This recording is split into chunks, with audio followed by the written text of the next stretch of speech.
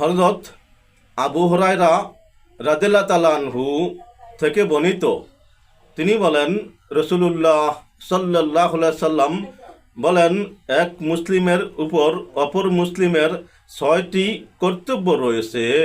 জিজ্ঞেস করা হলো, ইয়া রাসূলুল্লাহ সাল্লাল্লাহু আলাইহি ওয়াসাল্লাম, তা কি কি?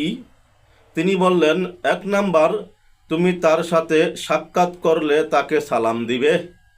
2 নাম্বার, সে তোমাকে ডাকলে তুমি তার ডাকে সাড়া দিবে। 3 নাম্বার, সে তোমার কাছে পরামর্শ বা উপদেশ চাইলে তুমি তাকে সৎ পরামর্শ বা সদুপদেশ দিবে। 4 নাম্বার, সে হাসি দিলে আলহামদুলিল্লাহ বলবে, তুমি তার হাসির জবাব দিবে। 5 নাম্বার, সে অসুস্থ হলে তুমি তাকে দেখা শোনা করবে। 6 নাম্বার, সে মারা গেলে তুমি তার অনুসরণ করবে, জানাজা পড়বে ও দাফন করবে। হাদিস সহিহ মুসলিম শরীফ।